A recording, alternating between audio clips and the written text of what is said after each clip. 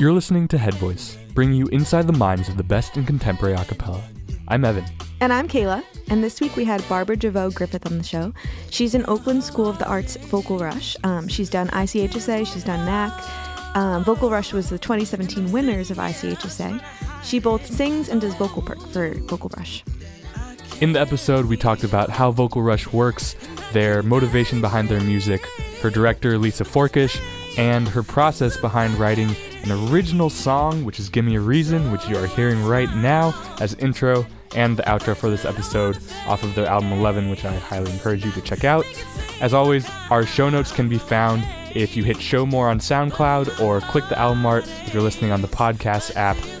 We've had a great month of really dope women on the podcast, and we are booking up for the rest of the summer. So if you have any suggestions for who you'd like to see on the show, please don't hesitate to message us on Facebook, Twitter, Instagram, whatever floats your boat. If you have a minute, please review us on iTunes, like us on Facebook, follow us on SoundCloud, all of the things, share an episode with a friend. And without any further ado, this week's episode of Head Voice. Hey everyone, we're here with Barbara DeVeaux Griffith, and we're super excited to have her here today. She's from OSA's Vocal Rush. So Barbara, I was just wondering, could you just talk a little bit about Vocal Rush in general and how that experience has been for you? Yeah. First of all, hi. Hello. I've been in Vocal Rush for 3 years now, going on my 4th year. I jumped into Vocal Rush, which is the most advanced ensemble at my school in the vocal department, as a 9th grader. So I was like 14, going into a group with 16, 17, 18-year-olds. It was kind of nerve-wracking at first because Vocal Rush had always been this thing that I wanted to be in, but I never actually thought would happen, because Vocal Rush at OSA is like this like holy grail. You know, everybody wants to be in Vocal Rush. They get the most opportunities. They're kind of like the poster kids for OSA. And so being a part of the group, it was like I had to uphold those same standards. So being a 9th grader, going into freshman year, and already jumping into high school and having those new experiences, and then having to be in Vocal Rush and have to know how to have gigs every week and learn music fast and everything. It was hard at first, you know, balancing my schooling and balancing friends and balancing Vocal Rush all together. But now that I'm like my 4th year in it, it's taught me a lot of like people skills. Because the group changes every single year, I've definitely dealt with so many different types of people, like people who are very kind, but then also may have anxiety in some moments, or are claustrophobic, or people who aren't as aware of how they come off to other people, but it's coming from a place of love, and you have to learn to understand that they don't mean to come off rude, but you know, so learning how to deal with that, and also taking critique from a teacher who you've been with pretty much your entire experience at OSA. So I've been with Ms. Forkish for 6 years now.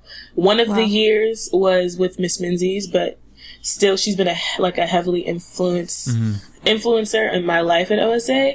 And so she's been my teacher for a while. And one of the things that I've had to learn is learning to take critique and not totally shut down, because she is my best teacher, my favorite teacher, and I always look to her for approval when I'm not on that level. It's like, oh no, what did I do wrong? But yeah, Vocal Rush has been a life experience, a very big learning experience for me. And with the people and the music, and realizing that music is definitely something that I want to pursue, Vocal Rush has been like a big helping hand in that for me. And it's really like created like who I am now. I don't think I could be Barbara DeVeaux Griffith today if I wasn't in Vocal Rush, like if I was in chamber choir, which is the intermediate ensemble. I think I would have had a totally different experience. So it's like played a big hand in just who I am, how I've come to be, and how I am in the world. So yeah. You'd mentioned your director, Lisa Forkish, and I was just wondering what your relationship is like with her in terms of you know, what it's like learning under her, performing under her. What is she in charge of creatively, and what's like the collaborative process, if any, with you guys, etc.? Well, Miss Forkish, first of all, is a badass. Like, she does everything. She does her own music. She arranges everything for Vocal Rush, as well as there was a part like for 2 years while I was in Vocal Rush, she was the co-chair of our entire department, as well as doing Vocal Rush. She also teaches a group in the middle school that's similar to Vocal Rush. It's called Encore, and it's like the a cappella thing and, you know, the most advanced middle school student. So similar to Vocal Rush, just like the middle school version. But with her, she's very loving, very kind. Like, nothing that she does is ever out of like ill intent, and she also looks at her students the same way. So she always gives us the benefit of the doubt, which I love, because a lot of the times as teenagers, you don't know how to deal with things, so you react in a different way or you act out. And most of the time, you know, someone could easily just punish you or yell at you or be angry with you. But Miss Forkish, 9 times out of 10, tries to have a conversation. She tries to see what's going on. And she's been there for me in more than one of the situations in my life.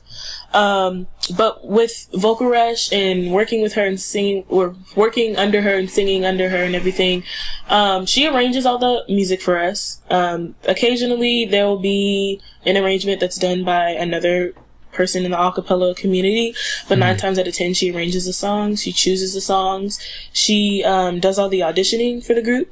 We don't have any say in who's in or who's out or whatever, but she always says to trust her in that situation because she knows best. She's been doing Vocal Rush for 6 years now, and when it started, it was like this after school thing that people could volunteer and do, and then it turned into this amazing like, you know, thing that turned into like everybody knows who Vocal Rush is, and it's like, what? But through Vocal Rush and through working with her and singing under her and like just having her as a director, she's just one of the strongest human beings I've ever met in my entire life, and seriously hardworking.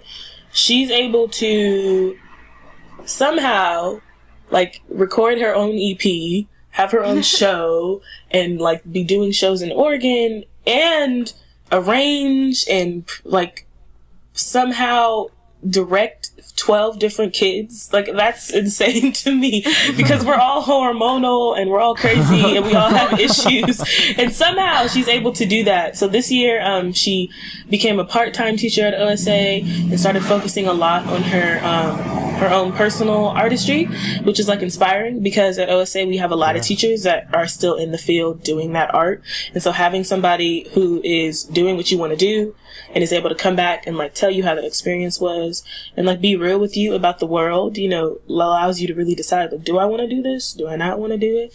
But yeah, like she's an amazing person. She works really hard. We all look up to her. She's very much like, she would not be the one to say she's a badass, but she's a badass. Like, she does everything, and it's insane. Totally. I mean, like, we both come from, you know, the collegiate background, and I guess we did a cappella in high school, but like it wasn't like what you guys are doing whatsoever. Like that. But it's, I mean, it would seem to me to be, you know, important to be that close with your director. If you're going to trust somebody, you know, to kind of guide you in your music, that it would be important to, you know, be friends as well as, you know, have a professional relationship. And I found it interesting. Well, not interesting, but I think it's really nice that you guys are so close and you connect so much because you put so much effort into Vocal Rush. And just off of that too, you've done so many gigs with Vocal Rush, you've done ICCA, you've done NAC. So what's the process like gearing up for those competitions? What's the internal process like for you guys? Well, in Vocal Rush, every other year we do a competition, and then the other years we do an album. And so every year that we're about to do a competition, we know that we're going to do a competition. So like this upcoming year, we know we're going to be a part of the open competition at Carnegie Hall in September. And so ahead of time, because we have auditions the year before, in about like, it's usually in May when we have auditions for the group for the next year, Ms. Forkish always goes into it letting students know, like, this is a competition year. This means that we're going to kind of hit the ground running. There's going to be a lot expected of you. But we always start the process talking about what we want the audience to get from our pieces. And so 9 times out of 10, Ms. Forkish has an idea. She'll tell us, like, hey, like in 2014. Okay. Like the second to last time we did ICHSA, Ms. Forkish came to us with this idea about the Black Lives Matter movement and how we wanted to put that on our backs and everything. And, like, we had a pretty open conversation about it and just talked about, like, is it something we want to, you know, show when we go to New York? That kind of platform is a lot bigger. You know, there's a lot more people watching you. Is that something that you want to do? Are you confident in that movement? Do we all believe it? Do we all support it? That's kind of how we talk about, like, the message of our pieces, but when we go in a competition. And then after that, we learn the songs, and then we run them in a rehearsal setting. So it usually starts out with us, everybody's memorized. We stand in a circle. We try to do, like, the, I guess, like, inherent dynamics and inherent, like, natural things that you would do with the song. And then Ms. Forkish will lead us and tell us, okay, at this part, I want you to do this. At this part, I want you to do this. And then we'll work on the song. We'll get it, like, musically ready. And then she'll assign somebody for choreography. And the choreographers will come in. They'll teach. Then we'll learn the choreography. And then we'll put the music and the choreo together. And then what we started to do is from song to song, rather than playing a pitch or having somebody, you know, sing a note that goes into the next one, we take the song that we're in, figure out the key, and then we have to figure out how we get from that song to the next song. And then there's somebody in the group that's going to be singing a note. They sing that note and we go into the next song, rather than, like, playing a pitch on your phone or something. So then it moves smoother. But yeah, it's pretty much the process. So it goes from talking about the message to choosing the song, and then we practice it musically. We get that together, and then we practice it with choreography, and then we put those two together, and then we put all three songs together and create our set and make sure that it emotes and gives the audience the same story that we were trying to originally portray in the beginning. But yeah, that's pretty much the process. Very, very cool. And so, as we'd mentioned earlier, it's really cool being from the Bay Area because, like, you guys, I feel like, not just the Bay Area, but kind of represent all of the West Coast. Like, you are like a cappella on the West Coast, so it's really cool. And you guys, as I don't know if we'd mentioned it, but you guys won ICHSA this year, which is really cool. Yeah, it was awesome. You won an award for Have Mercy along the way. What has this experience, specifically this year, been like for you? This year has been different. My first time at ICHSA, I was like, it was a whole new experience. So everything was happening in front of me, and I was just kind of standing there watching it. And it was like, oh my gosh, competition. I've never done that before. It was just all a new experience. So I was trying to take as much of it in.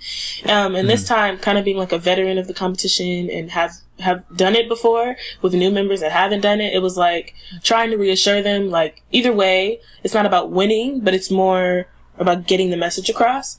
And so we did sound check, and in New York, and when we did sound check in New York, everything was great. The semifinals weren't as nerve-wracking for us, just because it was kind of like, it's in Walnut Creek, which is like 30 minutes away from where we normally go every day. Yeah. It felt like very familiar, so it wasn't as scary as the New York was. But when we got to New York after winning the semifinals, everybody was, like, feeling kind of nervous. And I did my best to, like, reassure my other members that it wasn't necessarily about winning, but rather about getting the message across. And that even if we don't win, like, let's make sure that we said what we needed to say. Because you know, you never know what's going to happen. And we were actually, like, pleasantly surprised that, like, a lot of the groups were really, really good. And I'm not saying that before they weren't, but just, like, the stamina of the groups and the level of talent in the groups was so much higher than before. So we're, like, sitting here like, oh my God, like, they're actually singing in tune. They're actually sounding great. Because 2 years ago, like 2-3 years ago, that was not the case. You know, people were still doing, like, the typical 4-chord, 4-part on, you know, a cappella or whatever. And Ms. Forkish lets us know that because Vocal Rush has made so much of a name for ourselves over the years, that people started to watch us. And there were actually some groups that told us specifically, like, we've been watching your videos, like, every day. My gosh, I love that run in this one song. Like, I don't even remember what song they're talking about, but they know specifically what part I sang and how I sang it, and they've been studying it. And so it was inspiring on one level because it was like, oh my gosh, you know who we are? Like, what? We didn't, like, we are just some kids from OSA. We practice at school. We get our work done. We do what we have to do. But, like, we never thought that we made such a big impact. So going into that, it was like, wow, okay, these people know who we are. Like, they've been studying us. So that didn't necessarily make me nervous, but it definitely opened my eyes to, like, okay, this is more of a competition. And not so much as, like, before, where it was like, we saw these groups, but we couldn't really compare ourselves to them because it wasn't like we were on a different level, but it was just we were doing completely different things. While this year, there were a lot of people who actually had a message in their songs. And, like, they were actually trying to prove, like, there was a Synergy this year, who's actually, like, our sister group or whatever. They did a song that had to do with, like, sexual assault, and their choreography was very, like, you know, forward and out there. And it was really powerful. And, like, I'd never seen something on stage like that before. So sitting in the audience and watching another group take that kind of leap of faith with their music was inspiring for me. And then going on stage was like, oh my God. It was like, we've seen all these amazing groups. Like, cause I'm pretty sure we went second to last or something. And we've seen all these amazing groups. Everybody's been so good. So it was like trying to be 100% supportive of the other groups and then also trying to support yourself. But it was like, we're nervous. You know, we're a little scared. Like, these groups have been really freaking good, and I don't know if we're gonna win or not. And, like, I know it's not about winning, but, you know, everybody who goes into a competition, it's not like they don't want to win. Yeah, you want. It's not what we're focusing on, but it would be cool to win. So going into it, there's pretty much this past group, this past year's group has been majority seniors, so a lot of them were seniors who were worried about it, and it had been their first year in the group, so they were like, I don't know, we just gotta leave it on the stage. We just gotta leave it on the stage. Regardless of what happens, we gotta leave it on the stage. And that's what we did. So when we stepped off stage, I felt confident. Regardless of what the judges said, regardless of what the outcome was, I knew that what we did on that stage was exactly what we came there to do. And, some people were more motivated by, like, winning, and they really wanted to win, and that's perfectly understandable. Like, if I were to travel all the way to New York and for a competition, I would definitely want to win. But also, well, yeah, we did. But also, like, just having that experience with them and the emotion level that the real performance had was so much higher than the sound check. Rather, like, the sound check was probably more in tune and more perfect than the real performance. But the real performance was just raw, and I loved it. And it felt awesome being on stage singing. And so when I stepped off, I was cool. I didn't care about the outcome anymore. I was like, you know what? We did what we came to do. I did what I came to do. You guys sang your hearts out. I sang my hearts out. It was great. But then winning was like this cherry on top. And it was like, oh my God. Like, I really didn't know it was going to happen. Like, there were so many groups that were so good. There was somebody singing Emotion by Mariah Carey who was hitting those whistle tones. And I was like, okay, so I definitely can't sing that way. I don't know, guys. We might as well just go home right now. But yeah, they were seriously talented. So I don't know if we're going to do ICHSA again. I'm not going to be there if they do it, but regardless, like, Vocal Rush has it cut out for them. Like, we actually have some work to do on just going in a competition, really not trying to win, because, like, the competition itself is so, like, time consuming, and so, like, you have to put everything into it. And, like, if your only thing you're looking at is the trophy, then you're not really going to be able to appreciate the moment that you had on stage with the people that you sang with. So I think competition is great. It's a great experience. I loved it. I'm glad to do open in September. But then also, sometimes I wish, like, there wasn't a trophy, but there was still that level of, like, intention. It's still that level of, like, burning desire to win. Because that pushes a group so much higher than, like, they've ever been before. And that's definitely what it did for Vocal Rush. So that was a new thing for me. Just, like, seeing Vocal Rush take it to the next level, which is crazy. Because I'm like, what? Like, how is this happening right now? But, yeah, it was great. It was totally different from my first experience at ICHSA. It was I really liked this experience because I felt like there were so many talented kids, and it just opened my Right. eyes, like, wow, you guys are like really, really, really good. Yeah. And like, it's crazy because Vocal Rush has inspired you to be the way that you are. And it's like, we're coming here to compete against you. Yeah. But I don't really think we need to compete anymore. Like, there's no point, because groups are watching us to beat us. Like, they are watching us just to beat us. And I feel like if we made that kind of impact, our job is done. You know, Right. like, there's no And point I to go also- back anymore. I also think, and then you mentioned this earlier, that when you're in a competition, it like gives you that drive factor Yeah. to do something and pushes you. Yeah. But I also feel like even outside of competitions, Vocal Rush pursues actively doing gigs and making music beyond just thinking about competitions. Like, you have your album 11, which Yeah. is so awesome, by the way. Thank and you. so yeah, on that album, Give Me a Reason is your song that you Yeah. it was an original by you, which was up for a Cara. Everyone who's listening, it's really, really good, and it's awesome, and you should listen to it right now. But yeah, I think outside of competitions, you guys do a great job of just making music and sticking to yourselves and sticking to creating music, which is what you're made for. So, I mean, would you mind just speaking to Give Me a Reason a little bit and how that process was like for you creating an original? Yeah. Well, I've been writing music for as long as I can remember. Like, I'm the type of kid that my parents would tell me to clean up the room, and I'd be like, clean up my room. And then I go clean up my room. You know, I'm creating songs like that all the time. So That's your new single coming out. yeah. Check it out on Vocal Rush's next album, 12. So just my whole life, like, singing is like it's like breathing for me. I can't not sing. But yeah, throughout my childhood, I would find something to record on and just sing a song. Like, there's been so many times where I've just taken my mom's phone or taken my dad's phone and just recorded a full song, basically freestyling it off the top of my head out of nowhere. And that's kind of how Give Me a Reason came. So I have a guitar, but I got it for my 11th birthday, and it doesn't have 2 strings because I broke them on accident. So it only has 4 strings. So I tuned it like a ukulele, and I play the 4 strings like a ukulele, but it's a guitar. So it's like my guitar, whatever. I don't know. But basically, that's the main instrument that I've been using. And so playing some ukulele chords on it, I was like in the mood to write a song because there were some things that I was dealing with my birth mother, who I no longer speak to.